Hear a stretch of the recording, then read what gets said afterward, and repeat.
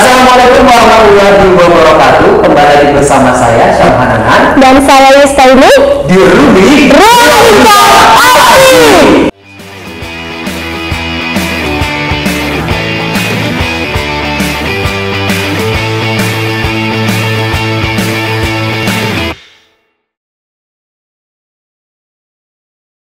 Oke Yus, di setiap video itu Syam nggak pernah jenuh ya nanyain apa kabarnya. Apa Gimana kabar teman-teman? Kalau Yus sih alhamdulillah baik, sehat walafiat. Kalau Syam sendiri gimana? Alhamdulillah sehat. Sehat ya, sehat ya. Juga harus sehat selalu. Kalau nggak sehat harus apa nih? Harus cepat-cepat berobat. Nggak sehat berarti sakit ya. Berarti sakit. Benar. Oke Yus, nah ini nih Yus, gimana sih pendapat Yus tentang masalah pendidikan? Karena ini kita akan berfokus di video kali ini membahas tentang pendidikan. Selama Yus SD, ya? SMP, SMA, itu gimana sih pendidikan Yus gitu? Kalau Yus gimana ya? Yus paling benci sih waktu SD. Kenapa ya? Kenapa harus SD itu 6 tahun gitu?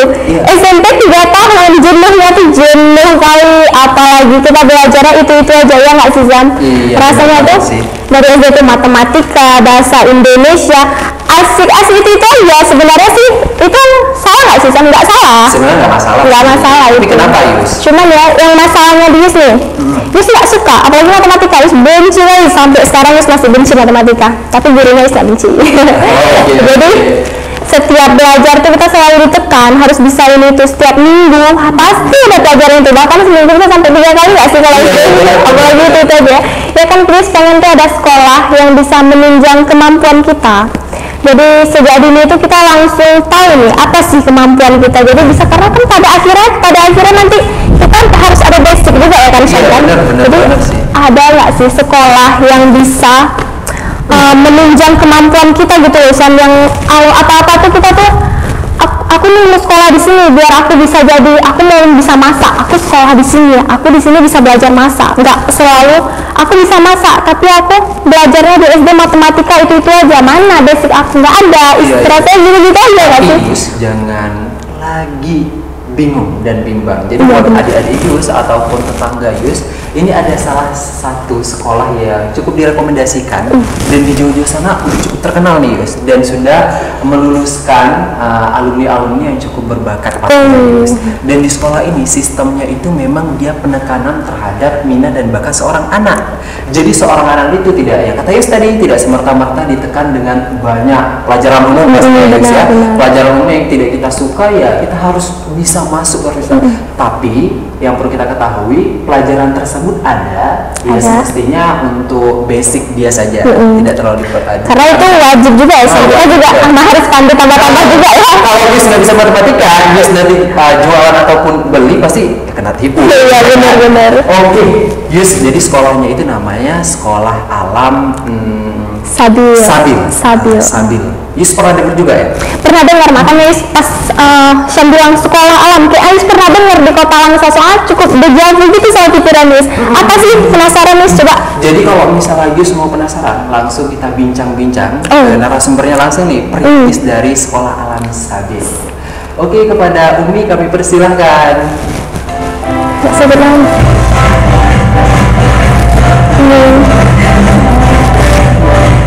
Silakan dulu.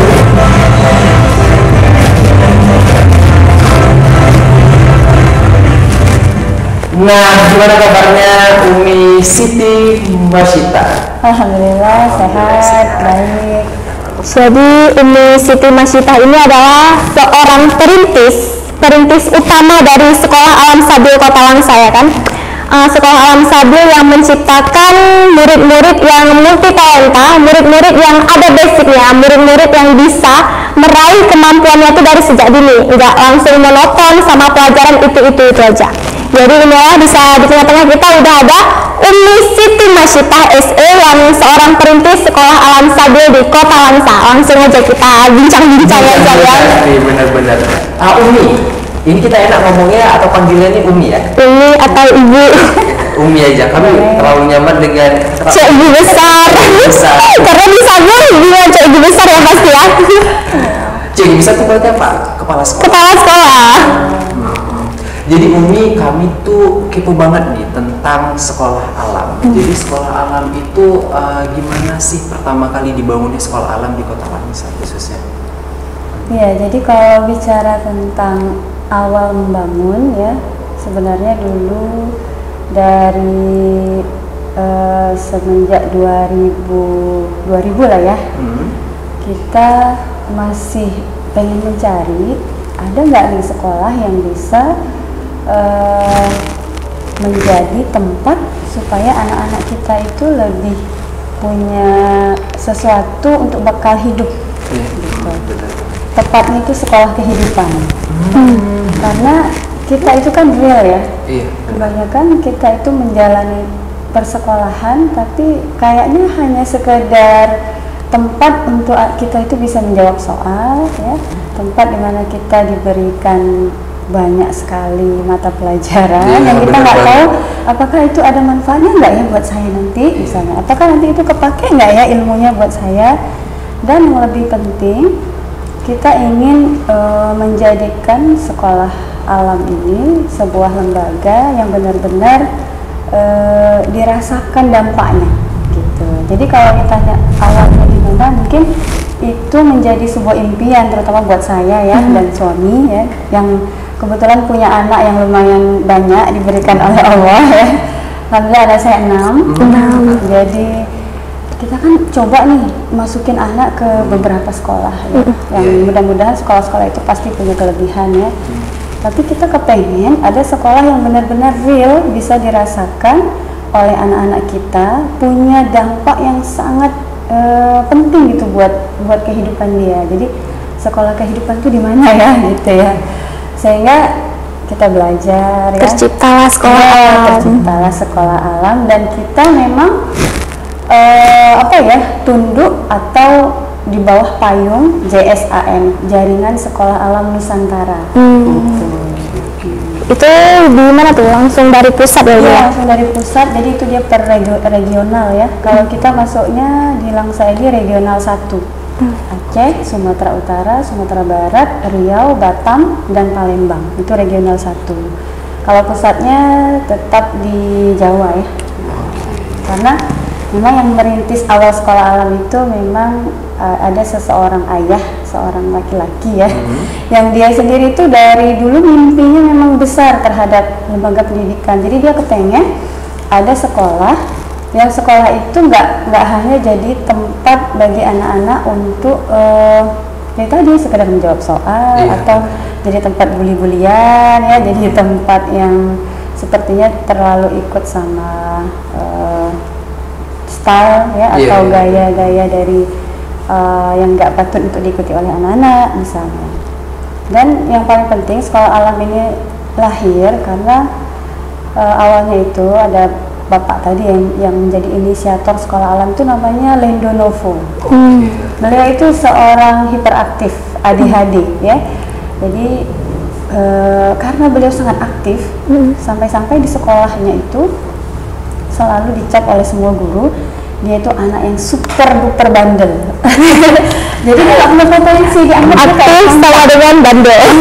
Jadi dia dianggap sampah. Jadi kan sekarang kita gitu ya, terjadi pergeseran makna terhadap seseorang. Kita melihat dan menilai kemuliaan seseorang itu dari sisi kecerdasan, kemudian martabatnya, dari keluarga yang terhormat atau tidak gitu ya. Padahal kita nggak lihat seseorang tuh dari kemampuannya dari latar belakang keluarga itu nggak penting, yang penting diri dia sendiri. Kemudian pergeseran makna lagi, orang dianggap mulia kalau dia punya banyak uang. Ya benar. Satu lagi, orang dianggap mulia dan harus dihormati kalau dia cakep ya, cakep, ganteng, cantik kayak selebritis, itu baru dielu-elukan oleh semua manusia. Padahal yang paling baik ya, yang paling mulia di sisi Tuhan kita itu adalah inna akramakum indallahi atqakum, yang paling dekat takwanya kepada Allah. Takwa itu apa? Takwa itu mau dia gimana pun, kalau dia sadar dia itu seseorang yang diberikan tempat di bumi Allah ini untuk mengabdi kepada Tuhannya, ya itu cukup buat kehidupan dia gitu. Tinggal lagi nanti mudah-mudahan potensi yang dia miliki itu bisa memberikan penghidupan yang menjanjikan bagi dia, karena semua kita diberikan potensi ya, sejak lahir. Ya, ngomong-ngomong potensi nih, Yus juga ngerasa nih, betul kayak Umi bilang, dari kecil tuh kalau misalnya yang bakat di kelas pasti dibully, terus guru aja pasti dibully kan, iya nggak sih? Anak paling Bandel ya. Yang ranking 1 itu kan biji, padahal itu anak kelas.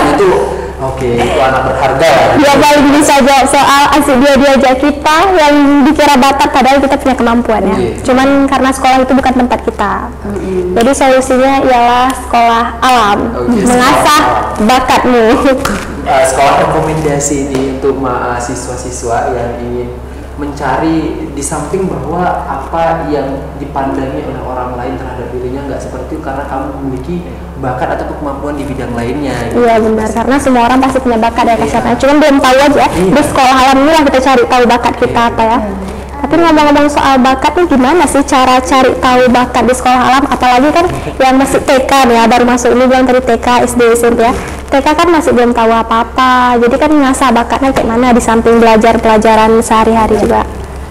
Jadi banyak metode ya yang diciptakan oleh orang-orang kreatif dan orang-orang yang tentunya punya kapasitas ya di bidang bakat ya, seperti psikolog ya dan apa ya dokter anak yang mereka kemudian merancang ada metode-metode yang bisa digunakan untuk melihat bakat dan potensi seseorang. Jadi kalau kita di sekolah alam sabil kita pakai dua metodenya. Yang pertama Stephen itu finger, sidik jari.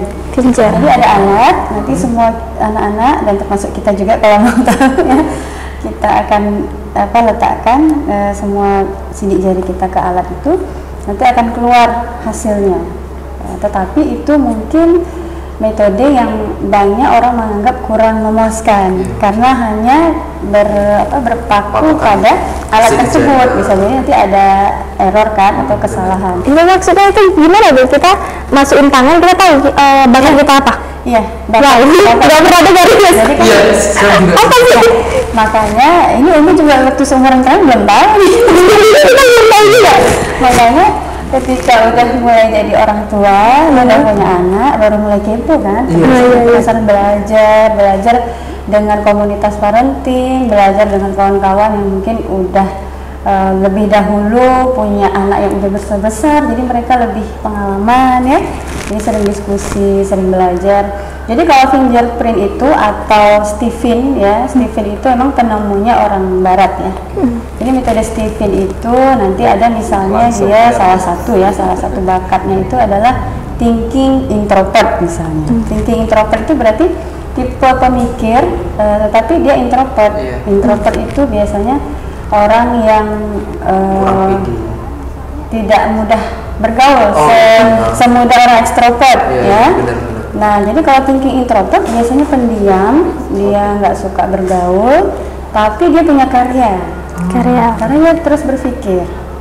Misalnya dia cocoknya jadi penulis, cocoknya jadi penulis skenario, jadi bisa juga dia yang bidang dia itu nggak harus banyak berhubungan atau berkomunikasi dengan orang, karena biasa orang thinking introvert itu suka dengan alat.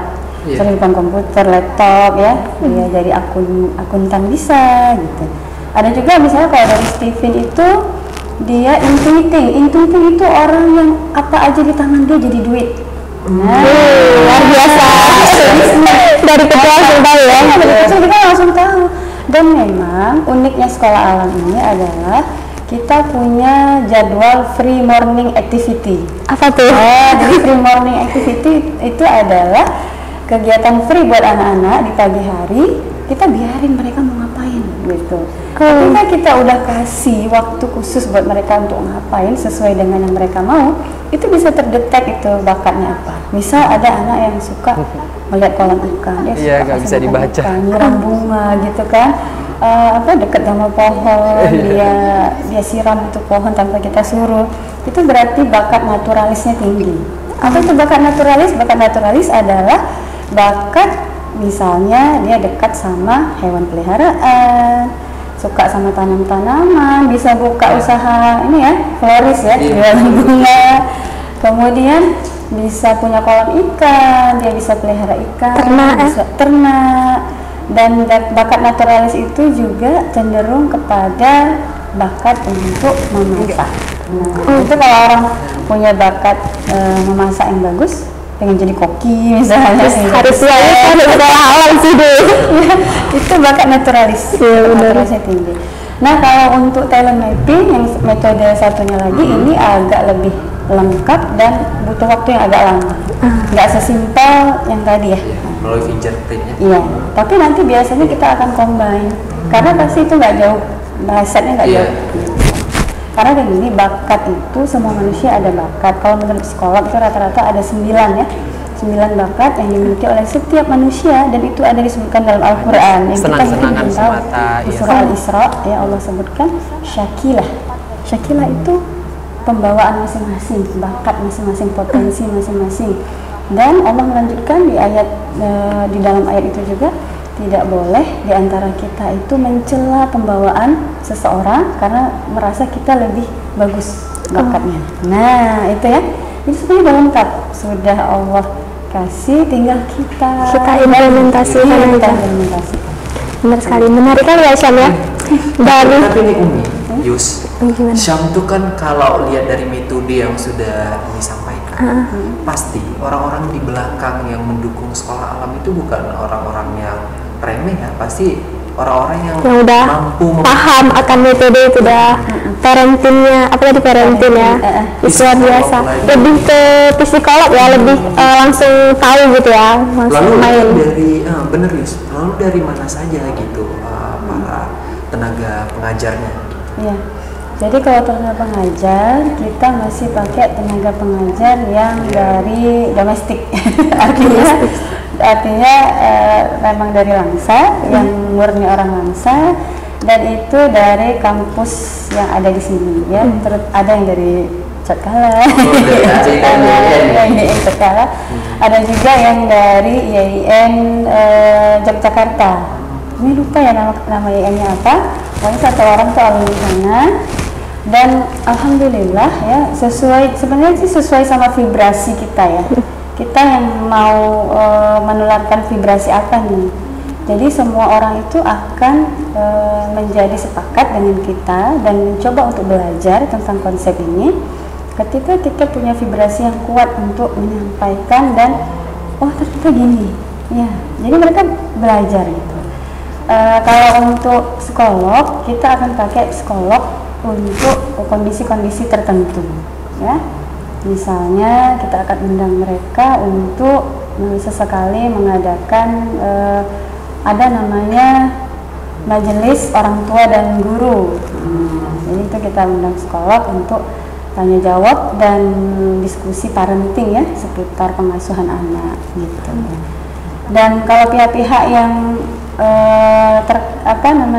ikut terlibat ya, sekian sih sebenarnya ya. Umi Dan bercerita, untuk semoga ya beberapa tokoh di Kota Langsa juga sudah mulai cepat berkembang dan cepat dikenal nih ya, Mas Yus. sudah mulai mau ikut sih, cuman belum begitu total ya, karena masing-masing punya kesibukan. Iya benar. Jadi Umi, kenapa sih Umi itu lebih milih bangun sekolah alam daripada sekolah-sekolah lain? Pasti alasannya sama yang tadi itu ya, menunjang itu ya, tapi ada alasan lain nggak? Alasan lain sebenarnya gini, alasan lain adalah kita itu harus bisa melihat, kita harus punya pandangan ke depan ya. Nah, artinya gini, ada sesuatu yang kita persiapkan untuk menjalani kehidupan di 20 tahun ke depan. Jadi ada konsep-konsep sekolah itu yang sudah dirancang 20 tahun ke belakang ya, untuk menjalani masa atau kehidupan anak-anak di 20 tahun berikutnya. Jadi karena melihat banyak sekali, kompleks sekali persoalan yang terjadi ya di dunia pendidikan ya, terutama kita melihat apa sih output dari anak-anak yang disekolahkan di lembaga ini, misalnya di lembaga ini, lembaga itu gitu kan. Ketika kita banyak melihat dan berdiskusi dengan para orang tua yang banyak keluhan, ternyata ada anak-anak ya, kok di usia akil balik justru dia itu banyak kali banyak kali nentangnya, banyak kali melawannya gitu kan. Bahkan ada yang sampai ekstrim itu lari dari rumah karena nggak mau sekolah, di sekolah bolos, ya. Mereka sama sekali nggak memahami apa makna hidup yang mereka jalani sekarang. Jadi karena kehilangan makna seperti itu, kita harus punya apa ya? Setidaknya kita punya kontribusi gitu ya untuk nanti bisa memberikan solusi yang bisa dirasakan oleh para orang tua dan juga para anak-anak yang kita nggak bisa memungkiri, namanya kita hidup ya, punya beberapa segmen yang harus kita coba untuk bantu bersama ya, karena kalau Umi sendiri punya anak dan melihat anak-anak yang lain juga apa yang mereka butuhkan kan itu, apakah mereka cuma butuh akademis, apakah mereka cuma butuh bisa mengasah logika dengan baik, apakah tidak ada sisi emosional, tidak ada sisi spiritual, tidak ada sisi sosial yang harus kita kembangkan dari anak. Justru Umi merasa peran ya itu segmen atau sisi yang di luar logika atau di luar apa namanya kemampuan kognitif ya. Kalau kita kan biasanya di sekolah itu kognitif aja, akademis aja ya, kita disuruh belajar semua pelajaran, kita iya. Dan itu adanya di frontalis cortex, di otak bagian depan. Sementara manusia itu punya otak namanya otak reptil, posisinya di belakang. Banyak yang kita nggak tahu ya, padahal itu penting. Punya otak emosi, posisinya di tengah. Kita nggak bisa tekan karena dia di tengah. Kalau di sini kita bisa, aduh lupa apa ya, gitu kan? Jadi kalau kita lupa, kita minta tolong gitu kepala bagian depan, karena memang di sini pusat daya ingat, tempat menempelnya ilmu, tempat di mana kita menampung semua pemahaman atau pelajaran yang kita dapat.